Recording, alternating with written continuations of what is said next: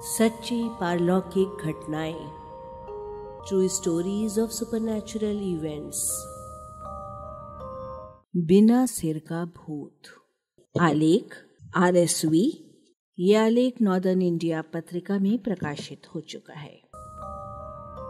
मुझे चाचा एल्विन के स्थान पर जाना था, जिसके 2 मार्ग थे। बड़े मार्ग से 2-4 मिनट ज्यादा लगते थे, किंतु वो रास्ता बहुत ही सुंदर था। दादी जी ने हट किया कि मैं छोटे मार्ग से ही जाऊं। कदाचित वो बिना सिर के भूत वाली बात जानती थी और उन्हें ये भी पता था कि बड़े मार्ग में एक भ्रामक चौराहा पड़ता है। मुझे पता नहीं कि छोटे मार्ग में जाने में मैं इतने बड़े घपले में पड़ जाऊंगा। मैं चचा एल्विन के घर पहली बार जा रहा था, अतः दादी जी ने कागज पर नक्शा खींचकर मुझे रास्ता अच्छी तरह समझा दिया था।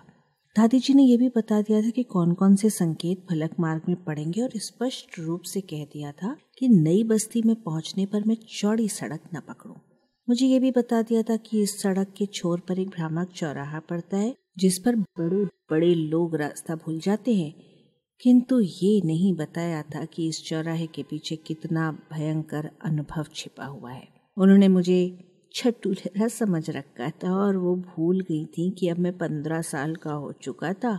अंतिम रेलगाड़ी को गए कठिनाई से 10 मिनट हुए थे। फिर भी स्टेशन के सामने के बड़े मैदान में कोई चिड़िया का पूत भी दिखाई नहीं देता था। साधारणतः वहां बहुत से कुली, गाड़ियां और यात्री रहा करते थे।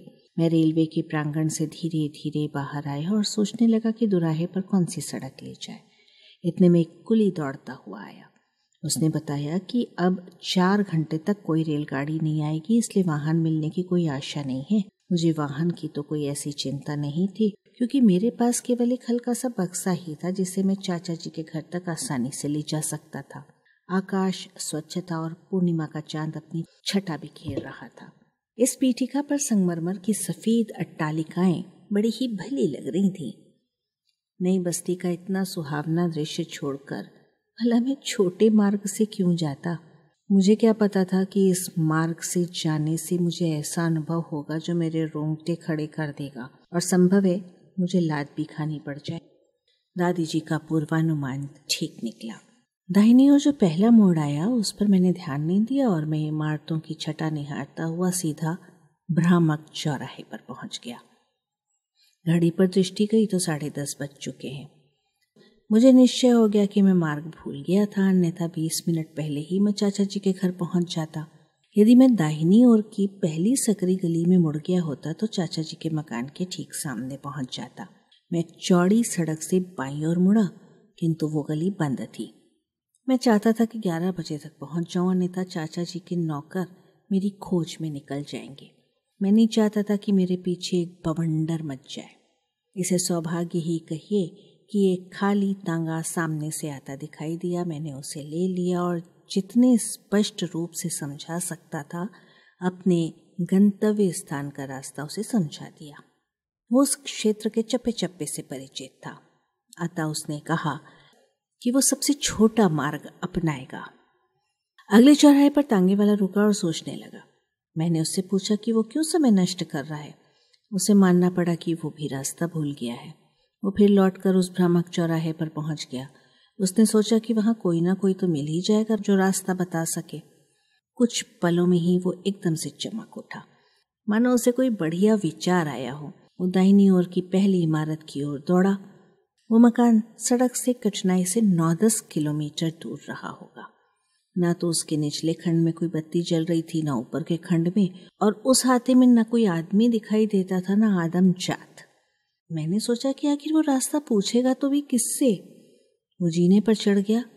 ऊपर के बरामदे में एक अस्पष्ट सी आकृति दिखाई दे रही है। साहब, वो सर्वथा असंभव था, क्योंकि बगल की सफेद अट्टालिका पर इतनी चांदनी पड़ रही थी कि आसपास की सभी वस्तुएं दिखाई पड़ रही थी।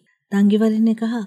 मैं जब जीने पर चढ़कर गया तो देखा कि ऊपर के बरामदे में कोई साहब फौजी अफसरों की भांति कदम ताल से इधर से उधर टहल रहे हैं। संभव है कि वो दैनिक हटकारे की बाट देख रहे हों। चलिए इनसे रास्ता पूछ लें, ऐसा ना हो कि वो फिर अपनी ड्यूटी पर चले जाएं। पता नहीं वो ठीक से हिंदुस्तानी समझ भी पाते हैं या नहीं। आप उससे अंग्रेजी में पूछ लें। विचार बुरा नहीं था। मैंने सोचा ये भगवान की कृपा ही समझो, किंतु न जाने क्यों मेरी अंतः प्रेरणा ने मुझे ऊपर जाने से रोका। मुझे साहब के भारी भरकम कदम स्पष्ट रूप से सुनाई दे रहे थे। जहां हम दोनों खड़े थे वो स्पष्ट रूप से दिखाई नहीं दे रहा था, इसलिए मैं सीढ़ी के 2 डंडे नीचे उतर आया और तब मुझे वो छायाकृति दिखाई दी जो बराबर इधर से उधर चल रही थी। अतः बरामदे में से कोई मुझे स्पष्ट रूप से देख सकता था। मैंने सोचा कि वो मुझे देखकर स्वयं ही बात करेंगे। मैं थोड़ी देर वहीं खड़ा रहा, किंतु उन्होंने मेरी ओर तनिक भी ध्यान नहीं दिया। और तब मैंने तांगे वाले से काफी जोर से कहा कि ऊपर जाकर साहब से कहो कि मैं उनसे बात करना चाहता हूँ। मैंने सोचा कि इस प्रकार तो वो मेरी ओर अवश्य आकृष्ट होंगे, किंतु वो फिर भी उतने ही उदासीन दिखाई दिए। वो दीवार के बिल्कुल आसपास चल रहे थे। मुझे उनके शरीर का केवल कंधे से घुटने तक का भाग दिखाई दे रहा था। उनका सिर बरामदे की मेहराबों की छाया में छिप जाता, इसलिए मुझे दिखाई नहीं दे रहा था। जब इस प्रकार काम न बना तो मैंने तांगे वाले से कहा कि जीने से ऊपर चढ़कर ऊपर की पौड़ी पर खड़े होकर साहब से पूछे। वो ऊपर गया और जीने की ऊपरी पौड़ी पर खड़े होकर कहने लगा, हुजूर साहब, एक साहब नीचे खड़े हैं, आपसे बात करना चाहते हैं। ये कहकर वो उत्तर की बाट जोहने लगा। जिस समय वो बात कर रहा था वो साहब बरामदे के दूसरे छोर पर थे। वो बिना एक शब्द भी कहे लौट पड़े और तांगे वाले के पास आए। जब वो आधा बरामदा पार कर चुके तभी तांगे वाला तेजी से भागा और हाँफता हुआ मेरे पास आकर बोला, हाँ, उन साहब के तो सिर ही नहीं है। ये सुनकर मेरे रोंगटे खड़े हो गए, क्योंकि मैं भी तो उनका सिर नहीं देख पाया था। मैंने अपने भय को छिपाया और उसे समझाते हुए कहा कि बरामदे की मेहराबों की घनी छाया के कारण उनका सिर दिखाई नहीं दे रहा होगा और कोई बात नहीं है। लेकिन वो भयभीत हो चुका था, किंतु फिर भी वो मेरी बात मानकर दोबारा ऊपर जाने को तैयार हुआ। मैं भी उसे नैतिक सहारा देने के लिए उसके पीछे पीछे गया। इस बार वो जीने से कई पौड़ी नीचे ही खड़ा रहा, केवल उसका सिर बरामदे के समतल से ऊपर था। तांगे वाले ने क्षण भर उस आकृति को देखा, फिर मुझे इशारा करके पास बुलाया। जब वो बिना सिर का व्यक्ति पास आया, मेरी तो ऊपर की सांस ऊपर और नीचे की सांस नीचे रह गई। वो जब 3-4 मीटर दूर रह गए, तांगे वाले ने फिर वही शब्द दोहराए। वो इतना डर गया था कि उनकी तरफ देखने का साहस भी उसमें नहीं था। वो बराबर मेरी ओर आंख लगाए था, ये देखने के लिए कि कहीं मैं चुपचाप खिसक न जाऊं।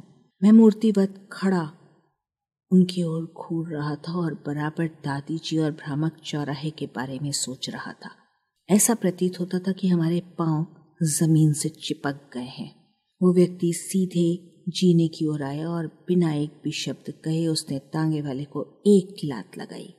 उसने अपने बचाव के लिए हाथ बढ़ाए और पौड़ी पर आंधा गिर पड़ा। ठोकर उसकी बाईं हथेली पर पड़ी। बाद में तांगे को प्रकाश में देखने से पता चला कि उसी हथेली पर लाल निशान बन गया था। तांगे वाला लात खाकर मेरी बाहों में गिरा। इस बार मुझे उस आकृति को बहुत पास से देखने का अवसर मिला। ये बिल्कुल निश्चित था कि वो बिना सिर का शरीर था। तांगे वाले को सहारा देकर मैं तांगे तक लाया। मुझे इतना भारी धक्का लगा था कि न तो मैंने उससे रास्ते भर कोई बात की, न उसकी ओर देखा ही। हम लोग भौचक्के होकर तांगे में बैठ गए। हमारे हृदय बहुत जोर से धड़क रहे थे। भाग्य की बात, हमारे तांगे में बैठते ही दैनिक हटकारा दिखाई पड़ा। हमने उसे तांगे में बिठा लिया और वो हमें रास्ता बताता चला। उसने हमें बताया कि वो बिना सिर का साहब प्रतिदिन रात के 10:30 बजे से मध्य रात्रि तक इसी प्रकार टहला करता है।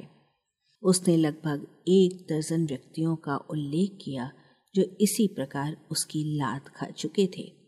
उसे हमारी अनभिज्ञता पर अचरज हुआ, क्योंकि ये घटना तो आसपास विख्यात थी।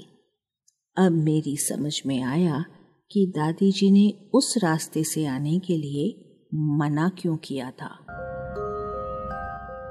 डॉक्टर ब्रजमोहन लिखित व संग्रहित पुस्तक भटकती आत्माएं का ऑडियो रूपांतरण। वाचक स्वर संज्ञा टंडन। प्रस्तुति arparadio.com।